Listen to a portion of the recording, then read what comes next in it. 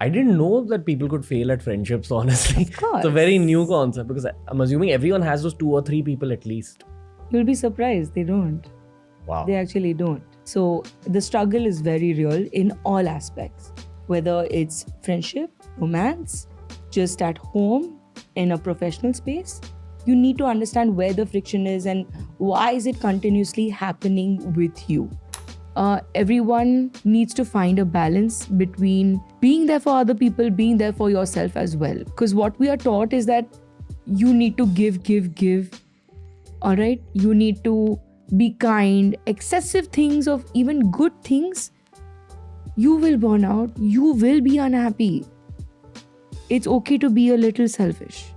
On the other hand, that if you are like extremely selfish and extremely into yourself, then you need to be pulled out a bit to sort of find that middle ground of you need to be invested in other people as well. So the journey is very different for happiness for a lot of people. But understand the essence of anything excessive is a bad thing. This is a podcast that's going to make you understand your own mind. And more importantly, it's going to make you understand the software or the psychology of your own mind. It's our first psychology special with one of the most reputed psychologists in Mumbai, Havovi Hyderabadwalla. She's spoken about happiness primarily in this episode. We've also touched upon mental health. We've spoken about therapy from a therapist's perspective. I strongly recommend that you watch this podcast till the end because the truth about life is that life is never going to be smooth. You're always going to face some kind of difficulty in your life. This isn't an out-and-out self-improvement episode like how TRS used to be. It's a conversation. It's free-flowing. It's also very deep. It also will lead into our sequel episode, which is a love, sex, and BDSM special. We've spoken about some very deep, maybe controversial subjects in these 2 episodes. She's one of my favorite guests that we've had in recent times, and you guys will see why she is going to become a TRS All-Star. For more episodes like this, make sure you follow us on Spotify. Every episode's available on Spotify 48 hours before it's available anywhere else in the world because we're a Spotify exclusive now. My meditation app, Level Supermind, is now live. In my own mental health journey and in my own mental health battles, I've constantly used meditation as a tool. You have to combine it with therapy in the long term, according to me. But meditation as an anchoring practice will create magic in your life. It will help strengthen your mind. That's all I'll say. We've touched upon meditation in this one as well, but this particular episode is much more about psychology. So sit back, relax, take some notes, and get ready to dive into your own mind through this very impactful conversation on happiness.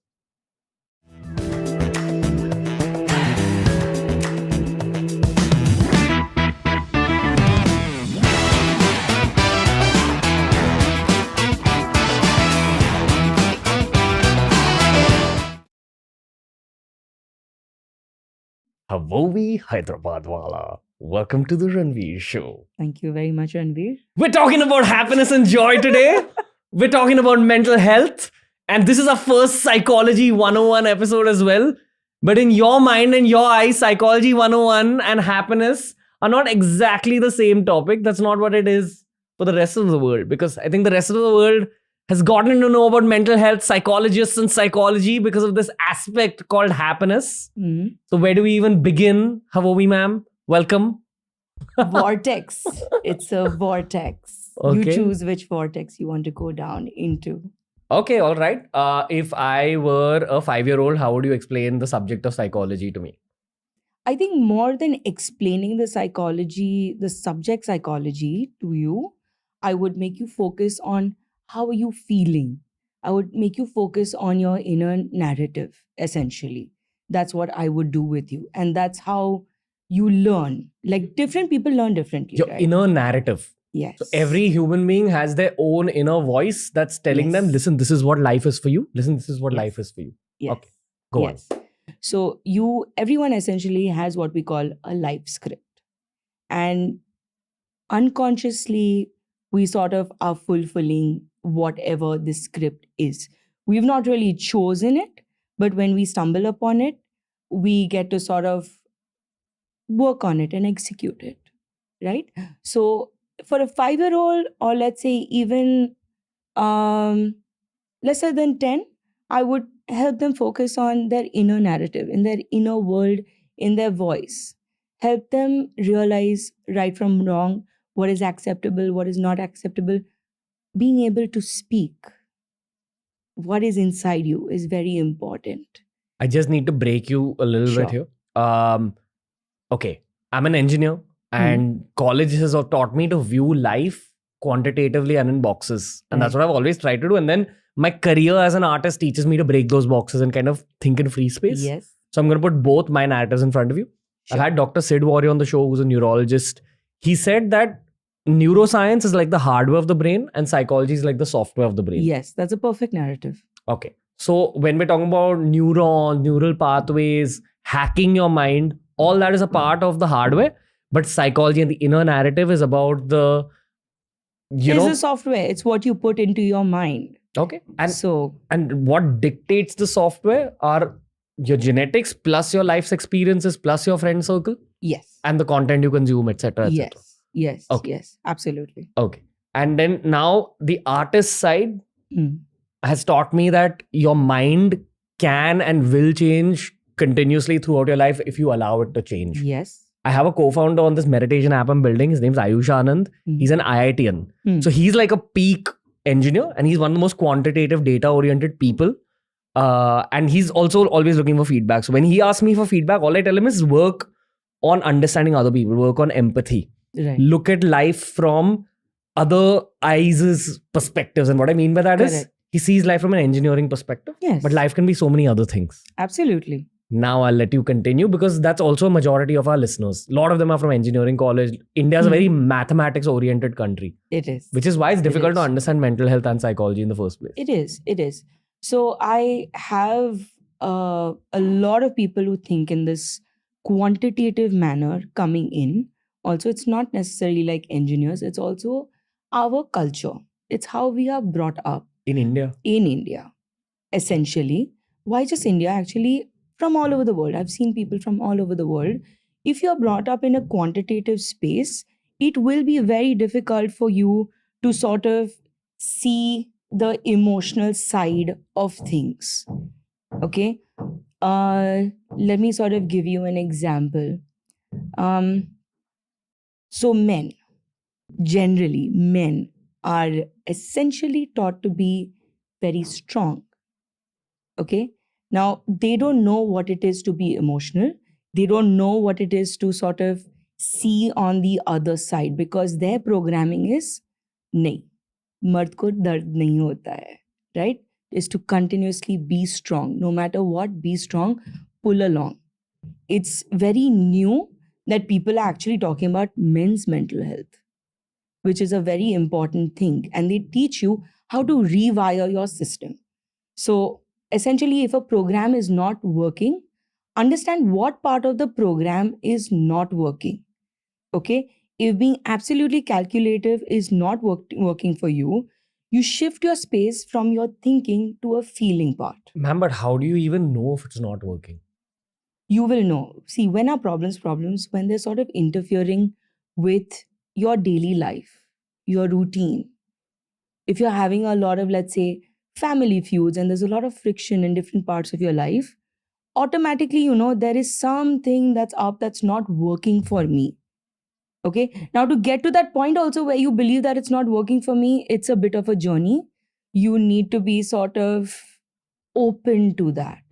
It's very hard to be open to those things that you could also have a different formula for functioning. So that's how you get there. Once you get there, you need to recognize your resistance.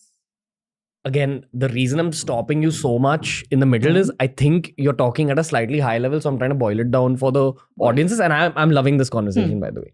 But I think the key word for me is friction. Right. You need to notice the friction in your life. And this is something college doesn't teach you. Yes. You only learn through life, through your relationships. Yes. Would you also say that you notice the patterns in your life, how you're talking to family members? Absolutely. How you're treating your romantic partners, etc. Yes. Okay. So again, I'll go back to the point where again with an example, because psychology is best taught with examples, that if I'm coming in and I'm saying that I have 3 failed marriages, for example, okay, I will ask you to introspect on what is your pattern. How is it that your marriages are failing? Okay. Or let's say friendships, right? Where are you failing in friendships that they are not working out? What is going on? What is it that you are doing and not doing? When you're also not doing, you're also doing something. I didn't know that people could fail at friendships, honestly. Of course. It's a very new concept because I'm assuming everyone has those 2 or 3 people at least. You'll be surprised. They don't. Wow. They actually don't.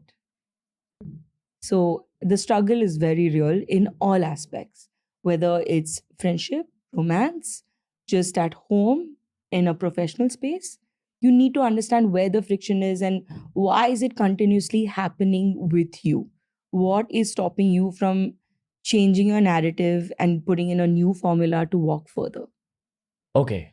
Again, we got to stop here and dive a little bit deeper. Mm.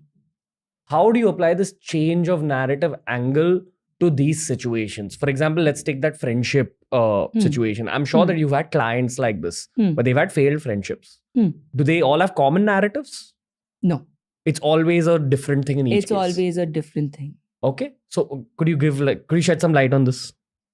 Sure. So, for example, if you come from a space, let's say, where your parental figures, now when I say parental figures, I mean like teachers, I mean like people older than you, people who've influenced you. Let's say they don't believe in friendships at all. Why would that be the case?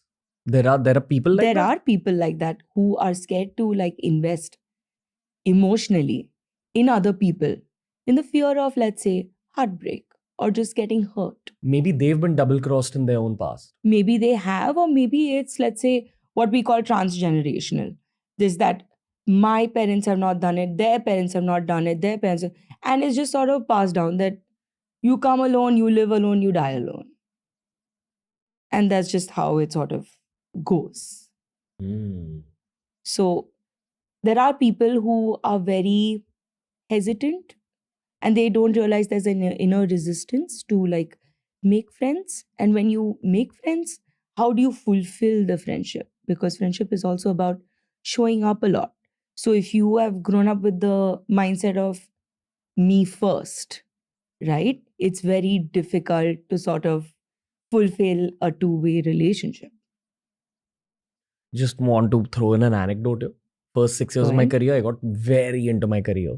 Yeah. I consciously only made time for my career and my romantic relationship. To some degree, my family. And some of my closest friends got sidelined automatically. Because when they were meeting, I would probably be recording videos or I would be training people for money on weekends. Right. The closest ones still stuck around and they understood. Yes. And after I kind of stabilized my own career, I realized that you need to go for their events. You need to go for their parties. Yes. You need to show up. Yeah. You need to show up. Huge part of human life. And honestly, when I started doing that, I feel like my mental health got more stabilized. Definitely. They're a huge part of your support system. Like generally when people come in during first sessions, I ask them about their peers. I ask them about their social support. I ask them about what is beyond their family and their professional life. Because sometimes people aren't able to balance everything. So they cut the one out that is not like they feel is not important. Or, like in my case, I kind of maybe took my closest friends sort of for granted. Yeah. I didn't realize that I was doing unfortunately, it comes very naturally. They'll understand. Yeah, they are. Yeah, they'll understand. They'll understand what I'm doing and they'll be there for me. But some people stick, some people don't. And it's just how it is. I think the way I rationalize that is, he stuck with me. So he truly loves me. He's truly my friend. This is our common acquaintance. As in your acquaintance, my besties, Arwan Bansha. It's absolutely possible. Okay, go on. So yeah, I mean, it's about changing that inner narrative that where am I struggling? What is stopping me from making friends? You need to ask these deductive questions. Ask yourself like, what is happening in my system? Why am I not able to do this particular thing? Hmm. What is very important is that how do I make it happen? Okay. Right? Because asking the why, we'll find out what it is, and that's okay, that's all right. But it's really in the how you're going to make that change, which is really, really important to your life. As a psychologist, you'll give actionable steps to your Yes, clients. absolutely. What would the actionable steps be in this case? Actionable steps would be that I would definitely ask them, are they investing any time in sort of going out? Are they putting themselves in spaces where they can meet people? That is very important. If you sit in your room, right, and you're like, I don't have friends, you don't have friends. Obviously, you don't have friends, right? People are not going to show up into your bedroom just like that. You need to put yourself out there a bit, which is very scary for some people. But you can start small. Like, I would suggest, let's say, going for classes which are like beyond what you are doing. So, like, if you as an engineer came to me, I would actually push you to take something beyond science, beyond engineering, take something creative in nature, which would help you be a little more wholesome. It also activates different parts of you. So the focus is not only on the calculative part, it's also that when you're doing other things, you explore new things and new emotions also come up. Okay, all right. Again, to understand the psychology 101 situation, maybe a great place to begin understanding it is the kind of clients you get in India. Hmm. What are some common problems? Do you have clients from outside the big cities as well? Outside the big cities, no, unless they've gone from a big city to a smaller city, Okay. right? Because it's just education and media, right? In the sense that it's more acceptable, maybe out here. The stigma still stands. Really? Absolutely. Even after Dear Zindagi? Even after Dear Zindagi, a lot of things. I can very like hopefully and happily say that things have definitely changed. Okay. Yeah, you actually have a lot of youth coming in and saying that I want to do this. Like, I definitely know I need help. Can you help me? Right? You have a lot of youth coming in. It's very rare to see people, let's say, above their 40s and 50s coming in, saying that, listen, I need help. Because they are, let's say, very solidly wired and they believe in their reality, they believe in their script, and they believe that it cannot change. Can it change? Yes. Even though their Yes. neurons are pretty frozen and like. We'll defrost them. Okay. It's also a lot of things that matter, right? It also matters on your conviction. You really want to change. I also have a lot of people coming in and saying that, I want to change and I'm here and I'm committed to the process, and they come. They come for 9-10 sessions. They come. Do they change? No, not always. Okay. So it goes beyond the room. Once you and I are done having that conversation, right? And I tell you what to do, but if you don't do it, there's no change, because change requires movement. We all know that. Change requires movement. And if you're not going to move, you will still be where you are. Okay. When you go through therapy yourself, I'm sure that if you apply those changes and if you consciously work on changing your narrative, perhaps your narrative will change. My question to you is, when someone hears a conversation like this on a podcast, Mhm. if they're doing their regular fitness routine or they're driving and they're Sure. listening to this, do they still have that 10% ability to change after this podcast? Or you need to actually go for therapy to get a significant change in your life? I think if, obviously, I'll say go to therapy. Okay. The 10% who have that inner motivation, who can introspect and really sort of go at it, right? Sure, you can definitely do it, Okay. right? But essentially, in therapy, you will have a lot of external perspective. There will be things that somebody can see that you cannot see because you're so close to it, right? You need a little bit of distance and you need someone to give you a different lens. And you need someone to cater to your subjective mind. Absolutely. Hmm. So it's not that the first therapist that you'll go to will be successful. Everybody has a different dialogue. Everyone has a different way of practice. So you need to see what fits you. I have a lot of people coming in and saying, this did not work, this did not work. And that's, that's all right. Let's see if this works for you. Is therapy like dating? That's the narrative outside, that you need to go to multiple therapists to find the one which works for you. Unless you're really lucky in your first session with someone, it just works out. Yeah, probably. That's an interesting parallel that you can draw. That, Okay. yeah. And just because you get along on the first date doesn't mean you'll get along on the 10th date. Oh, really? Yeah. Explain this. So there are times that sometimes maybe a therapist could go wrong, and that's fine because therapists are human. It's also your right as a client to correct the therapist that you're thinking differently, just like in a relationship. Like, in what way can a therapist go wrong? Like, they've read a person's mind in some aspect in a wrong manner. I will take this moment to just say, we cannot read minds. For those people who like I was talking to you before we started, a lot of people come to me and they're like, read my mind, and they open their eyes and be like, what's in my mind? And I'm like, I don't know. That's not what I do. But yeah, if I have gauged you, let's say, slightly off or slightly wrong, okay? Because hota hai. It happens that, there are times that even whether it's friendships, relationships, whatever it is, there are times that people sometimes have a lack of judgment. And that's okay. And you can sort of bring in saying that, no, that's actually not what I'm thinking. I'm thinking something else. Or you could also be very irritated and frustrated with the professional that you're working with because they might have poked you on certain pain points that you need to work on. It is not there to like upset you or insult you, but it is also like sort of challenging your inner construct that you've been hiding from.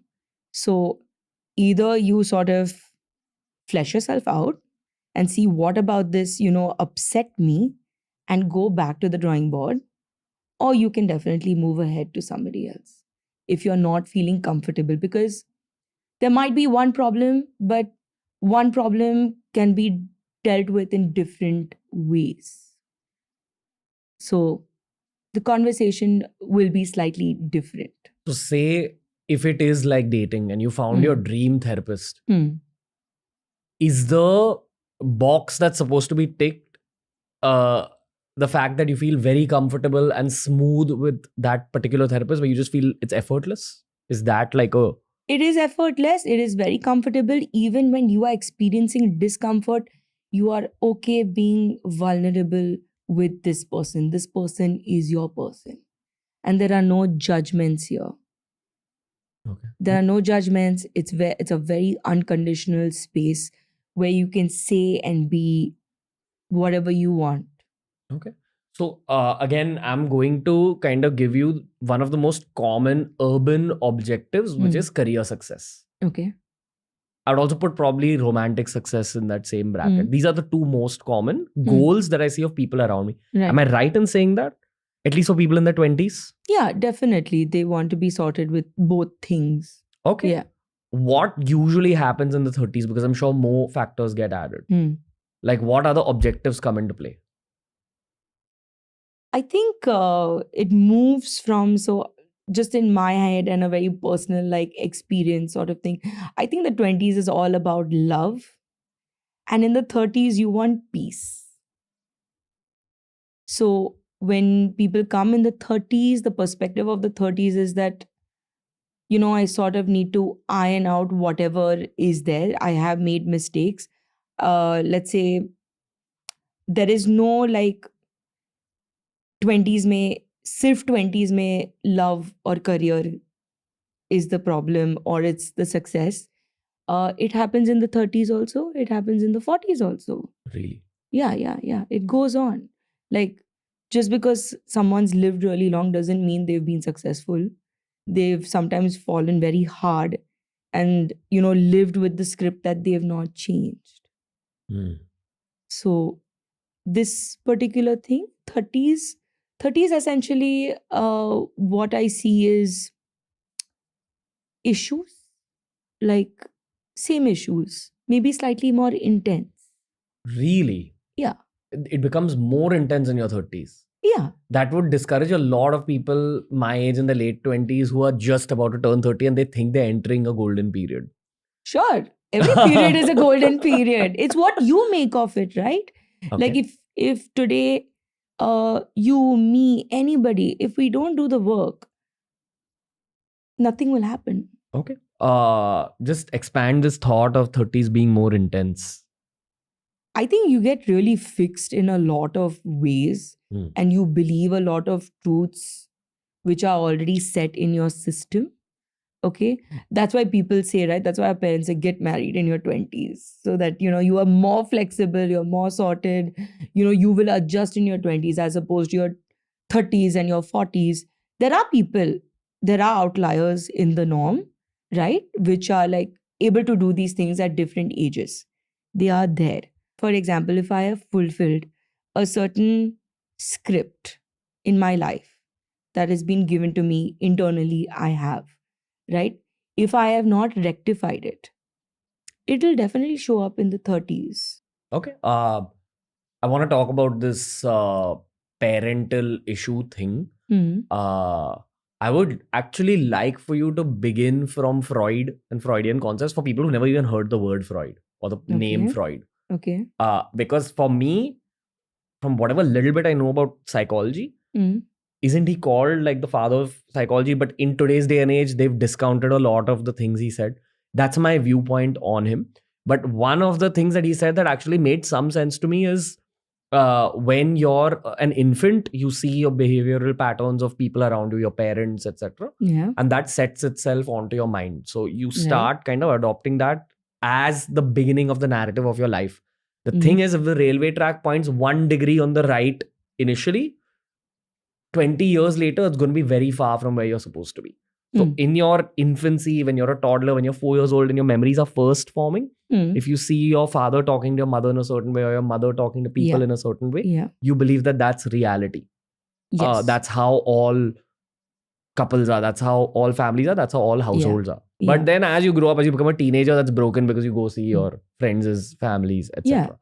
So I'd love for you to begin with what Freud said, etc. And where does this narrative start for any human being? So we call him Father Freud, right? Freud spoke about id, ego, and superego. Okay, 3 concepts within a person. Okay, the id is what you are talking about. All right, it is the formative years. It is based on what we call the pleasure principle, that you need to be fulfilled at that time. So think of a baby who's hungry. It's like that. Okay. The third concept, okay, I'm skipping the second, I'm going to the third first. The third is called the superego. The superego is literally how you function in society, the adult version of you, how you function in society. I'm really, really sort of breaking this down and boiling this down for everybody to sort of understand the essence of it. Okay, because we don't want to like go into like deep dive theory. And the ego essentially is a very big part of you. And this is not like, "Hey, tera ego kitna bada hai." It's not that kind of ego.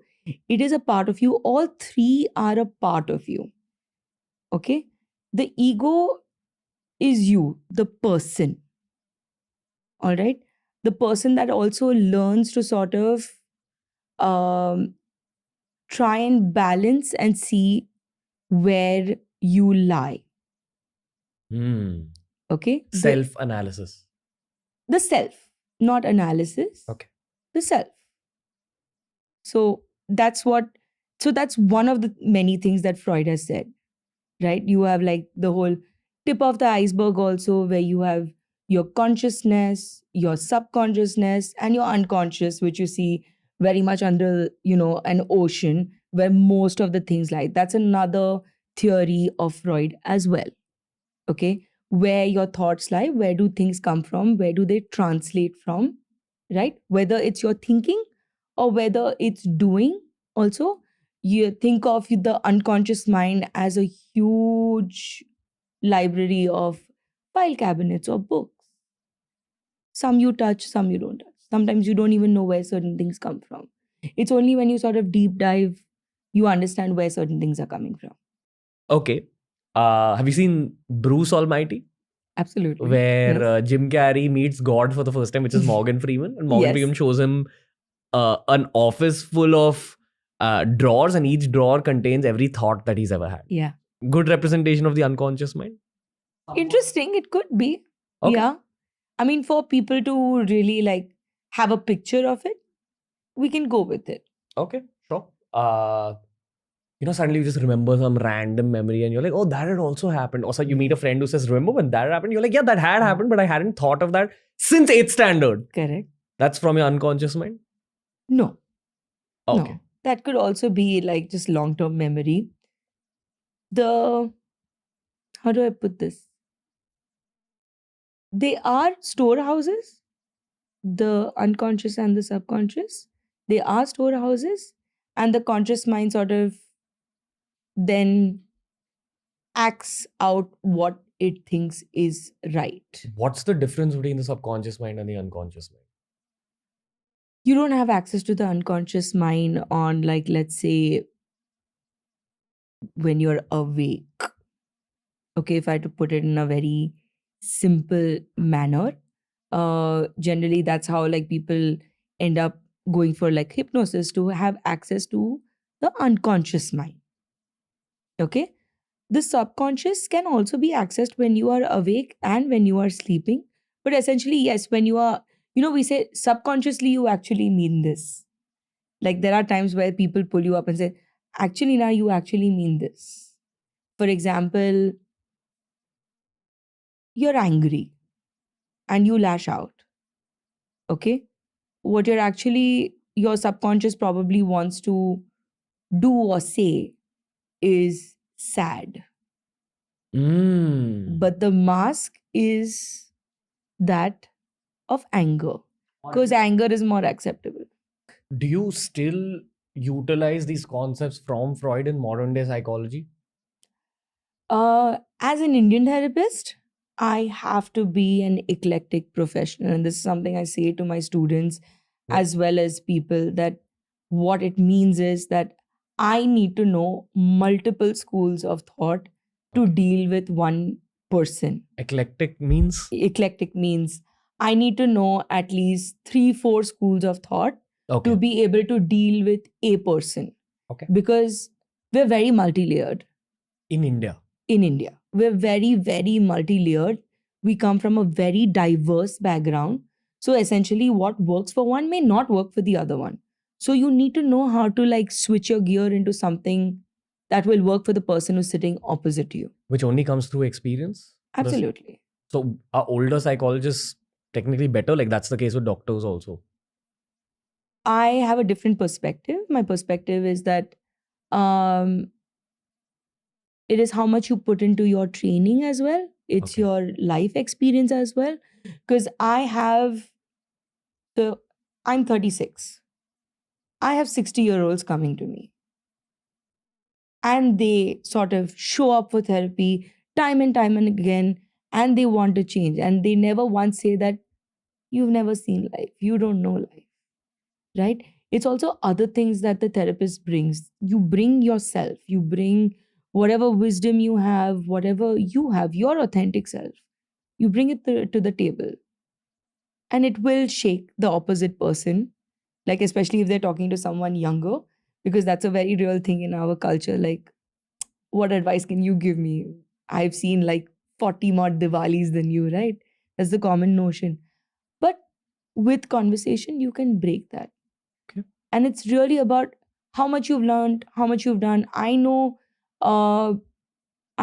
professionals way more junior than I am, but achieved a lot more, probably. They've had 100 publications nationally, internationally. They're really ahead of their time. So it's really how much effort you put into yourself and how you present yourself eventually. So yes, the older therapists bring a different kind of wisdom. Also, I think you need to upgrade. Everybody upgrades. I'll give you a very raw amateur perspective. Sure. I think when I was still stuck in my engineering mindset, which is at about age 26, 27, I wouldn't look down upon psychologists, but I would question that how can you encapsulate the human mind into books? Because it's so subjective and so vast. Exactly. You're right.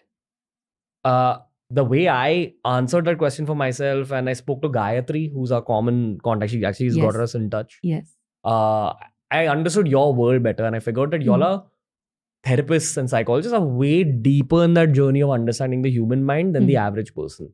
So you can't just say, oh, they don't know anything because they're just 10 feet down in that ocean and not at the bottom, which is 80 feet. But they're still 10 feet below you. They know the human mind better than you do. And I have a lot of psychologist friends who, in a very friendly manner, have never given me therapy, but they've just told me certain things just as like nuggets of, listen, I think this will help you. And it's actually helped me. It's given me a sense of stability. I will tell you, after like doing this for really long, your books will not give you everything. And I say this to people I teach, I say this to fellow professionals. You need to go out there, you need to experience the world. Take your own life experiences, put it out there. You know, if you say, I empathize with you in a therapy session, do you actually empathize with me? Right? From that, I can have what we call as a slight therapeutic disclosure, self-disclosure, that therapists can do without giving too much information, saying that, yeah, I had a similar, let's say, issue in my life. And I actually know that's bringing humanity, right? You're giving it that human touch. So it's not, I know people who are academically insanely sound, but when I ask them to translate, there's nothing there. Do I need therapy? Everyone needs therapy. Okay. Everyone needs therapy. Like, if you have a brain, you have a mind, it's functional, please go get therapy. It's not that scary. The right therapist can really make a difference to your life. Really, really help you at many levels. Really show you what is happening in the system. It's also your choice whether you want to fix it or not. There's not going to be a therapist who like twists your arm and says, "Nee, ye to fix karna hi padega for sure." No, it doesn't work like that. Okay? It works like a team. Like, I can speak for myself. I work like I'm in a team. Sometimes also I need to be a leader. At those points, I will interject. Right? But otherwise, I'll be your buddy. I will walk you through it. I'll help you through it. Let's see what are the hurdles. Let's, sort of sieve out what is not required. And if you require something that's unhealthy, what is the attachment to it? So it's important. All I'm saying is that give it a chance. Okay. Because unfortunately, what we've learned from media is therapy is scary. That if you go to a mental health professional, you're crazy. Shock de denge. A lot of people come to me and they're like, will you give me shock therapy? No, it's not what we do. It's not for everyone. All right. So please don't have that. They are also very scared of medication. They know something is wrong. They also know that a lot of people come, first time they come and they're like, I will do anything, but I'm not going to take medication. And that's okay. I don't contest you at that point in time. I do want to understand where you are coming from. Because today when we say like cardiac issue hai, kidney issue hai, we take medication for it and we take it happily. What kind of medication is used in psychological therapy? So essentially for medication, you would not come to me. You would go to a psychiatrist. Yeah. Okay. And based on like tests and, your diagnosis, they will know what to give you. Like, you had a distinguished neuro guest, right? They talk to you very biologically. Now, if that is the hardware, now I can't do anything if the hardware is not on point. I can't do as much with you as I could. Like today, if someone comes to me who is chronically anxious and chronically depressed, right? I can't do this on my own. We can't do it with any level of toxic positivity or positivity for that matter. Like if your physical system is not on board, then we need to put some sort of fuel in, right? Like there's a car, okay? Car is very good looking, but it only stays in the parking क्योंकि उसमें fuel नहीं है. Now, if there's no fuel in the car, what am I going to do with the car, right? How am I going to take it out? So that fuel is very important.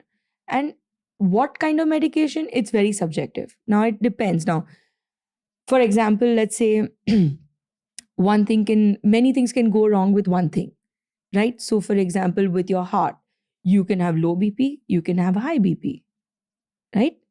Medication is different, but medication is important. Along with exercising, along with your diet, both are very, very important. Okay. Right? Everything is important. It's a ecosystem that you build for yourself. And people don't talk to people about their winning stories. I just have people coming in and telling me, oh, we will get addicted and it'll be bad for us. No, there's a whole industry based on science to help you. There's got to be something good over there, right? I have a lot of winning stories with good people who've taken medication. They know they need medication, and it's a hard journey. Like, because the stigma is if you're crazy, you need medication, you get addicted. The narrative is all very, very wrong. The social narrative I've heard a lot is kids are sometimes put on medication which slows them down and then affects their growth. And often this is associated with ADHD. Right. Is how much truth is there to that? Different people will sort of have different side effects. Number one, it depends on the drugs that you use. My advice to anybody would be definitely go and see what works for you. Sort of associate yourself with professionals, psychiatrists, psychologists who have knowledge. Don't always look at like super senior people. There are a lot of new things happening, which a lot of the junior doctors may be more aware of sometimes. And this has been my very recent experience because the juniors want to learn a lot. Super senior doctors might be very busy and they might have become teachers. Very few people upgrade themselves. There are the lot that upgrade themselves for sure. But be in touch with someone who's available. If you feel like something's wrong, something is going wrong, try and have that communication and that liberty with your professional that you can say, hey, listen, I've just switched medication. I need to talk to somebody. I'm feeling slightly off. Allow the professional to be there for you. At what point do you realize that you need a psychiatrist and not a psychologist? A lot of people come to me. So I'm a psychotherapist, psychologist, right? So they come to me, and when I diagnose them and I tell them to what degree, right, they need help and how much I can help them. So that's a good starting point. Okay. You can go to a therapist, then maybe the therapist can guide you. Got it. You can also go to a psychiatrist who then will, then sort of tell you that, okay, you also need therapy along with medication. Because again, hardware, software. While we speak so much about mental health nowadays, I can at least speak on behalf of the digital janta. A lot of mental health chatter. Yes. Honestly, what really kind of set it off was, unfortunately, Sushant Singh Rajput's demise on the internet. Right. Because that was linked to depression. Then people started talking about mental health, and parallelly, it happened during COVID when everyone was dealing with some sort of mental health issue. Yes. Even the most stable people were dealing with something during COVID. Yeah. Now it's like the pendulum has swung to one extreme where every teenager is also saying, listen, I'm depressed. And that's what a lot of the monks who come on the show highlight. And they say that how do people throw that word so easily? Depression is a real thing. But when every second teenager is saying that they're depressed, there's either got to be something extremely wrong going on in society that they're actually depressed, or these guys are kind of latching onto that wave of it's cool to be depressed nowadays. You want to say anything about depression and this whole angle of it being kind of cool to be a victim also? I would say that if you are really feeling low, because there are times that there are people who actually do feel low and they have gotten a platform to express. All right. Now, from a very preventive point of view, right, there are ones that will cry wolf. There are people who actually are crying for help. And to filter that out, definitely go speak to someone. A professional. Speak to a professional. Okay. Okay. Whoever you have access to, please speak to them to actually check in and see whether is this something real? Is it something that is passing? Has it been around? Is it something that you are carrying? You won't be able to gauge that as well. Yes, you are going through the journey, right? But let a professional tell you these things. Is it true that words have power, and when you're talking about subjective narratives, the things you say to yourself or the conversations you have with your friends, do they actually have a psychological impact on how your narrative? I believe so. I definitely believe so. I get a lot of people to change the way they speak to themselves. I go from I can't do it to I'm going to try and then progress. Because it's a different feeling. If you say it out loud to yourself, I can't do it, the feelings that come with I can't do it then sort of loom around. Yeah, I think in the middle, the one thing I noticed is people found it very cool to say, oh, my mental health is getting affected, and leave the conversation there. So what are you doing about it? Are you going to a professional? Are you? Most of them don't. Most of them don't. It's just the fact that people love being a victim nowadays. A lot of younger people. It's what I call sometimes an emotional drug. Has it? It's like an emotional drug, right? You become addicted to feeling. Yes, you get addicted to feeling bad. But let this term not be used in a loose manner. Sometimes you don't realize that you are addicted to that particular stance of being a victim. Like, why is everything bad for you? That is something you need to sort of sit, introspect, sit with someone if you can't do it alone, and see what is happening in your internal world. How can you fix it for yourself? How can it be better for you? Okay. If you can't fix it, because a lot of things you cannot fix, and the mentality is very clinical, right? And in the clinical world, it is let's fix this problem. Let's fix. Sometimes you can't fix. Sometimes you manage. And another very beautiful perspective very recently where, I got to teach Gayatri is positive psychology. It doesn't mean toxic positivity. It means strength building. I don't see where you are lacking and what is missing, but I take what you have and I build on it. Like, you'll have to break it down through an example. Sure. I'm not going to say very recently, a couple of years ago, for example, I read about a very interesting case of not a serial killer, but a killer, someone who would be paid money to go out there, kill people, etc. Eventually, after many murders and many killings, was caught, put into rehabilitation. This is Indian? This is Indian. This is very much Indian. It sounds like Mumbai. Not really Mumbai. The rehab was not in Mumbai, but Mumbai-Pune highway is what I remember. And this person sat with his therapist, and his therapist was like, what do you see yourself doing in life? And the person was like, I don't know. I don't have a skill set. The skill set I have is like killing people. You can't really do that. And they're thinking. And this is where wisdom is so important, and this is what textbooks don't teach you. The therapist sort of came in and said, what is the thing that you know? Like, really think about it. He's like, all my life, all I have done is run. That particular person today runs for a profession. He's a professional sprinter. And he runs different places. Sort of, how you have your ad campaigns and you have, people representing people, running, doing it for charities. He is a professional sprinter now. That's what we call strength building. And that also comes from the wisdom of, let's say, a good guide, a good coach, a good mentor, a good therapist, somebody who can help you really see something. and figure that out. Okay, now what I'm going to bring up might sound very cliched and kind of run of the mill, very vanilla.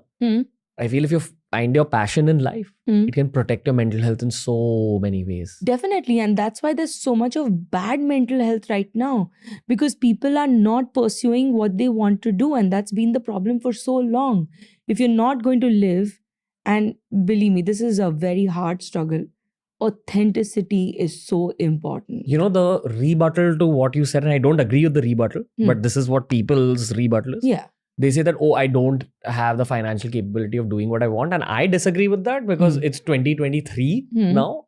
The world of jobs is changing. If you really look for it, you will find something you enjoy doing, especially in the startup world. If I had to sort of take your example, right? And I think it was a recent post of yours where you said, my parents sort of decided to not help me financially and you started from scratch, right? You did start all of this from scratch, right? There will be times it will be hard. You want to find a way around it, you definitely can. Okay? Everyone doesn't have the same opportunities. Sometimes you have to create your opportunities. You created your opportunity. Yes, we are, luckier than most.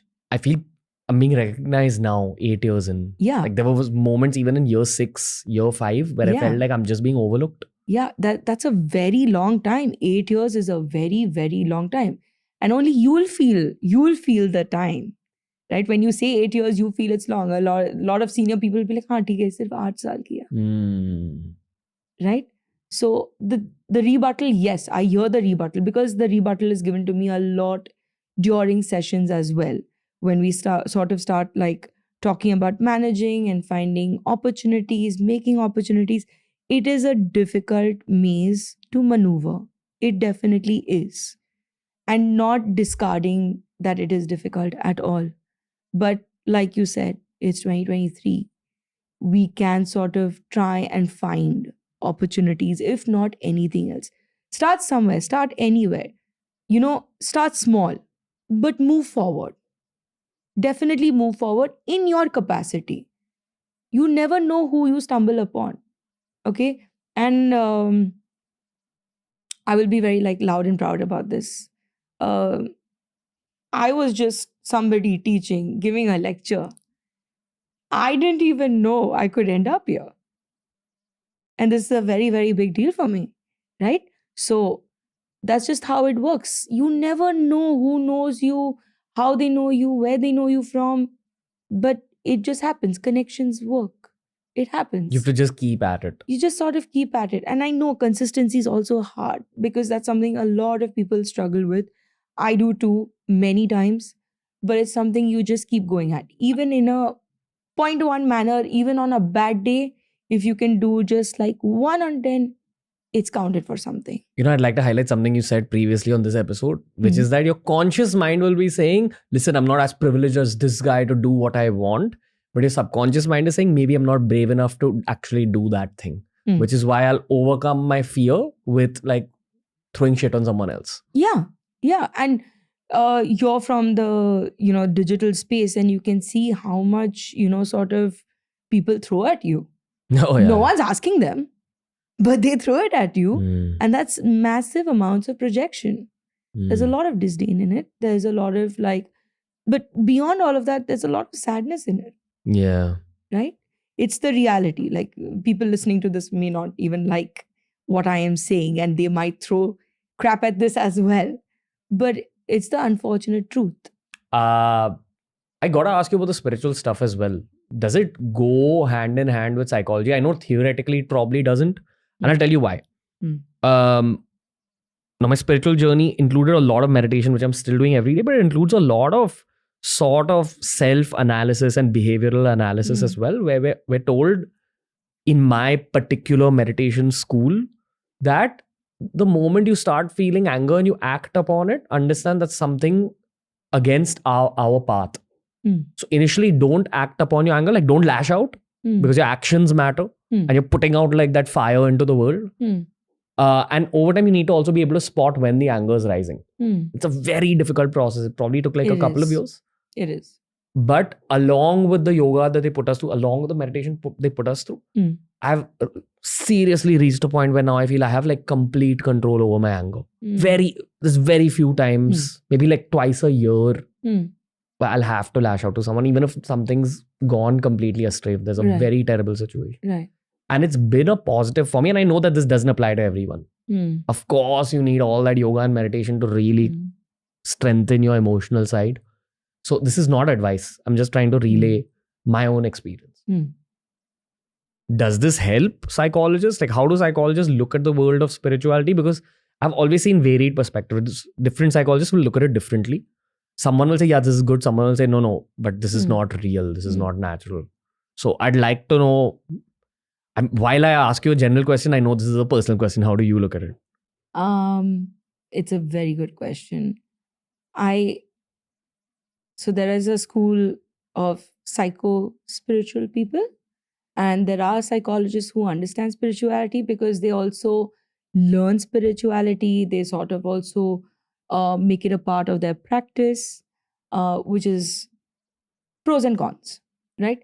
There is the extremely scientific school of thought that what is this?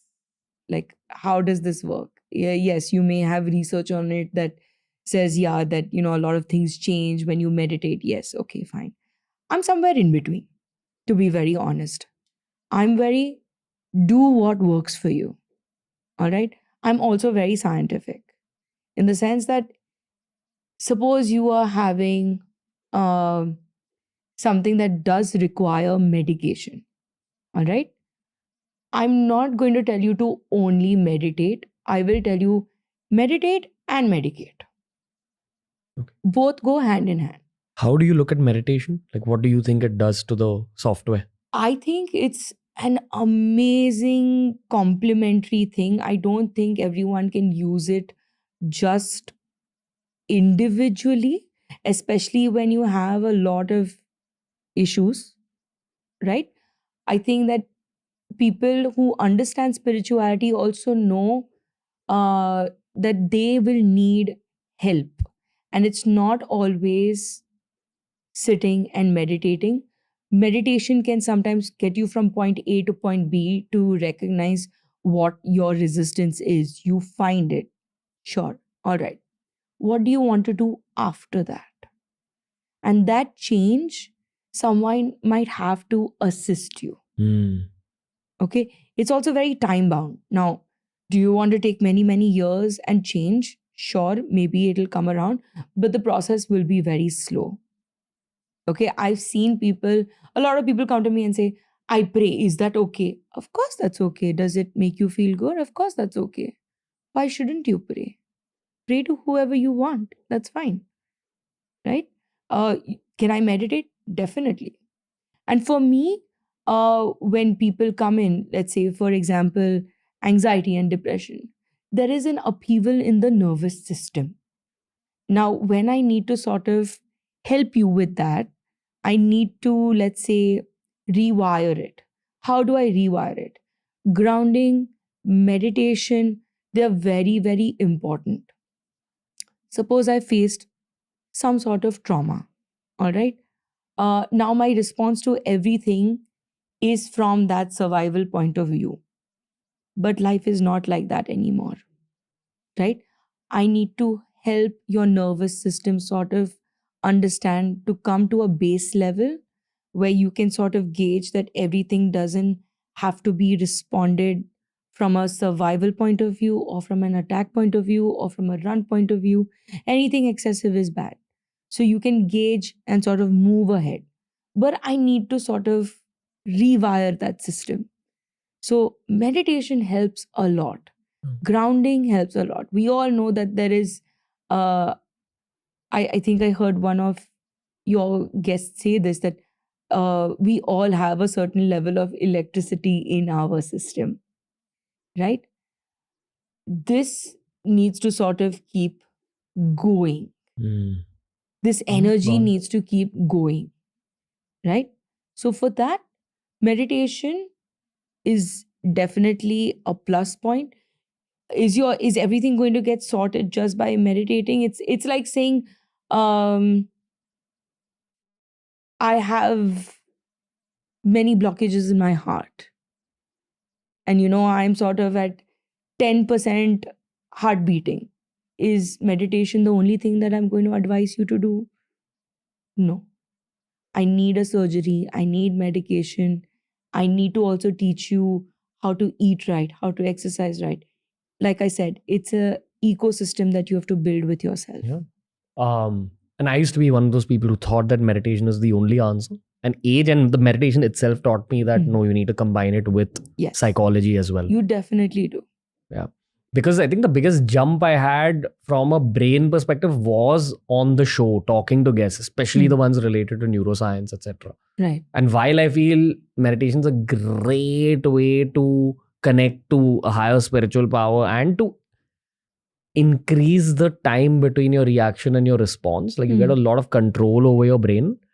There are certain patterns which you've inherited from, I won't just say your parents and family, but from life and your peers. Yeah. And from this urban jungle that we live in. Yes. That you would be better without. And to unlearn certain things, you need a psychologist. Unlearning is very hard. It is very hard, and it is definitely not up for so many people because they're so in their reality and their comfort zone that they don't mind the suffrage, unfortunately. If you have a plant and you put fertilizer and water into that plant, you're basically taking some of your energy and transferring it to your plant. Yes. Now, life, I feel, works the same way. Where if you want your career to grow, put your consciousness on it. Yeah, you're going to have to. If you want your brain to change, you have to put your consciousness on it. Definitely. And I'd like to quote Dr. Sid Warrior and what he said on the show about neuroplasticity. Your brain is like a tree where the kind of more primitive parts are like the tree trunk. They're also the more important parts. Your spinal cord, your medulla oblongata. But your actual cerebrum is the main body of the tree. And the branches can keep changing throughout life if you stimulate them enough, if you challenge yourself enough, if you unlearn enough, if you learn enough. That process is called neuroplasticity, where the neurons realign themselves. Now, again, speaking little neuroscience, neuroplasticity becomes faster when you focus on your sleep a lot, or you focus on deep rest, like in yoga nidra or meditation. This is, I'm quoting Dr. Huberman here. He keeps talking about this, that if you want to hasten that pace of change in your mind, focus on sleep, focus on rest, focus on meditation, these things. But I feel you need to know what direction to grow your tree in also, which will come from psychology. Yes, definitely. Because, and you might have seen me smiling while you were saying rest. Rest is so underrated, especially in our urban jungle. Rest is so underrated. Sleep is underrated. How are you going to be productive? And I give this analogy a lot in just a lot of my sessions, where think of yourself as a boxer in a ring. Okay? Ding, ding, ding. Bell goes, you fight. There's no bell. You're fighting. What's going to happen to you? If the round doesn't end and it just goes into the next one, and the next one, and the next one, and the next one, what's going to happen to you? You're going to burn yourself out. A burnout's a problem you see often? Absolutely. But what is a burnout? Matlab, like exactly what happens? And usually what age is it at? Right now it's coming way more younger than expected. Generally, we would think like burnouts come after many, many years of experience and many years in a particular system. And some people don't even recognize burnout because they are so hyped up on their own fuel. They don't know how to rest. Like we've entered a space where people don't know how to be and how to rest. Going back to COVID, people did not know how to be at home. All we know is the race, the rat race. There's no slowing down. There's no calming down. There's just like, yes, this, go for it. Pressure aa raha hai, yahan se pressure ho raha hai, this. Madam, ab calm. You don't understand. We work in this organization. Understood everything. Boundaries are very important. Professional boundaries, you mean? Professional boundaries, personal boundaries, romantic boundaries. Boundaries are very important. You need to rest. Body needs to rest, right? Just the way cars need to rest, you have your equipment that needs to rest. Human beings need to rest. What are the symptoms of the burnout? You will be falling back in work. You are not as productive as you used to be. Okay. Emotionally, all of a sudden, there's an upheaval. You find yourself being very erratic. You might be lashing out unnecessarily, or you might be breaking down a lot. So, burnout comes like that.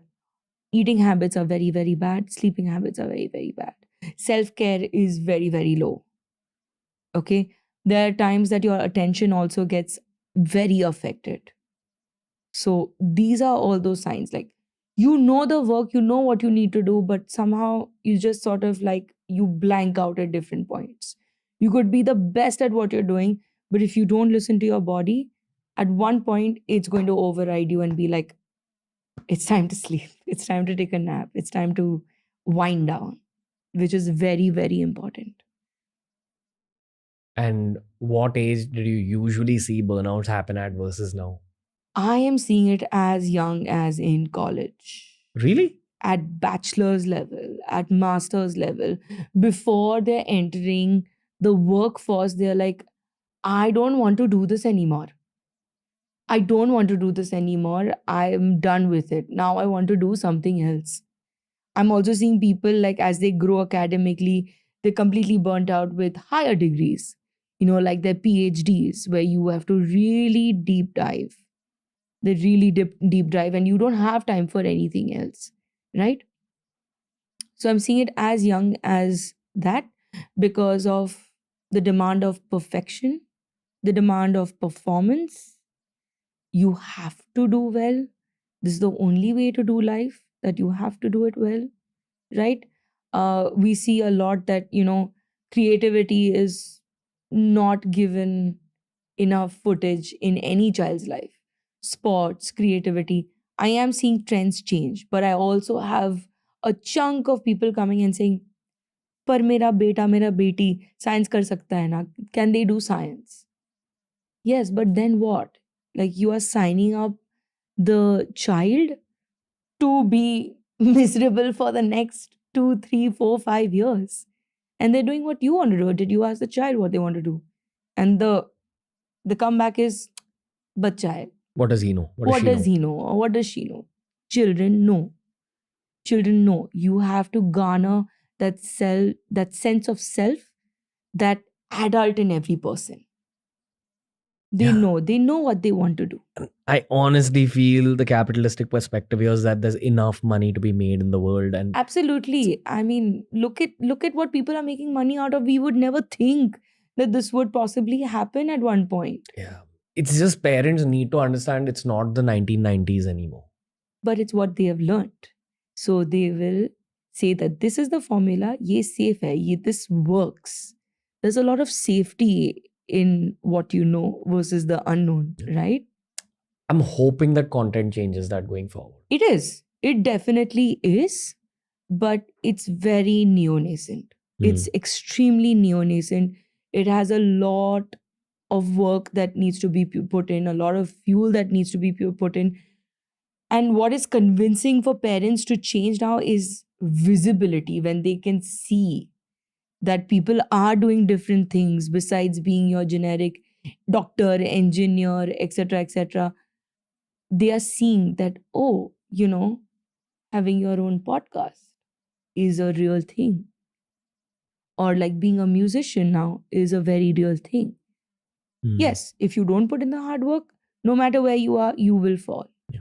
So Havovi Hyderabadwalla, this is almost the end of the episode. Kind of a heavy episode. yes. Glad the audience got to see these basics of psychology. But because it was themed around happiness, you just told me that maybe this episode isn't really about happiness. For me, it is, because we highlighted sadness a lot. And I feel you need to learn about the darkness in order to learn about the light. Definitely. So, definitely. what And would you what like you to want say? to do with that after that, like, that is what is really important. Like, a lot of people want to reach happiness, I want to say this out loud, and I say this to a lot of people because they come and they're like, I want to be happy. And I'm like, what's happy for you? And why do you want to be happy? No, I won't question why do you want to be happy. I will question what according to you is happiness. How will you know that you've reached that point? Because visibly there's friction in your system, right? And like, if I had to go to like um, basic psychology, Rogerian psychology, okay, which is very famous because it's person-centered psychology, and in that there's a lot of unconditional love. All right, there's a lot of unconditional love, which is the theme. And what Carl Rogers sort of explained was that when you have a problem with the real self and the ideal self, right, they are two different parts of the same person. Okay. Uh, what you want to be and what you are doing don't sort of match. Real self is what you're doing, and ideal self is what you want to be. Yes, Okay. absolutely. So there is a big void between the two. How do I merge it? And that's your happy space. And this is the case for every human being. If you look at it from that perspective, like if they are unhappy about something, that they would think that the ideal version of them would handle it very differently, and the real version of them is handling certain things in a very distraught manner, and they wouldn't like it like that. So the space and the distance becomes a lot. Sometimes they are not able to merge, right? There are certain situations, there are always outliers where they can't merge, and that's okay. You have to do your best in that bit. The point is But to why can't they merge? There's certain situations where you can't help but be angry, right? If I ask you like practically to be sober about sensitive topics like trigger warning, like sexual violence, right? There is no bright side to it. There is no bright light, oh, this is the good side. No, there isn't. The truth of it, that there isn't, right? How you come out of it, yes, you've become stronger, but it's still not pleasant, right? So some things definitely demand that there might be a very negative emotion to it, and it's okay to be negative sometimes. Make it a part of your life and make it a habit, then it'll destroy you. Like if you think everything should be like sort of met with anger, you are constantly going to be an angry person. And if you ask, how did I become this person? You are responsible. Like out loud, again, telling everyone, happiness is your responsibility, right? It is your responsibility. You need to do your best. Maybe you won't be a 10 on 10. It's okay. You work towards it. I have a very favorite sort of like anecdote, proverb, whatever you want to call it. It's like little drops of water make a mighty ocean. It's not that your work is going down the drain. Everyone has bad days, and that's okay. You focus on the ocean. Focus on the ocean. Just that you're getting there, that you'll get there at some point. So let that happiness be. Let it come to you. Go to it. Again, because all your clients are Indian, what's the general, and I know you can't generalize here, but still, what's the most common path to that happiness for an Indian mind? What have you noticed? Of course, it's subjective. It's subjective, but if I had to sort of like really boil it down, when people do come to me, rewiring the system is very important because doing good is at up top, right? How do you get to happiness? By being the constant good person sometimes. You can compromise a lot on your happiness and not be happy. Being the good kid at home, okay, and this might be a very dual-edged sort of message that we're sending out there, but everyone needs to find a balance between being there for other people, being there for yourself as well. Because what we are taught is that you need to give, give, give. All right. You need to be kind. Excessive things of even good things, you will burn out. You will be unhappy. It's okay to be a little selfish. On the other hand, that if you are like extremely selfish and extremely into yourself, then you need to be pulled out a bit to sort of find that middle ground of you need to be invested in other people as well. So the journey is very different for happiness for a lot of people, but understand the essence of anything excessive is a bad thing. Being very good, being very bad, either way, it will come and sort of do a full circle. So, balance. Without probing you further, I will now end this conversation. Havovi Ma'am, thank you. Thank you so much. Just got to learn a lot from you. Don't have anything to say. I think this was a pretty wholesome, heartfelt conversation. Usually I end it in a very heartfelt way, but no one ended in a heartfelt way here. So thank you, man. Thank you. That was simply episode 1 with this epic new guest that we found. I wish I could have recorded some of the conversations I had with Havovi Ma'am outside of the studio as well. There's some incredible podcast coming up with her, but look out for the next one. It's our Valentine's Day special. We've spoken about some very intense topics related to modern day relationships, modern day romance. I highly recommend that all of you go watch that one. And I'm pretty sure that that one's going to get more clicks than this one did.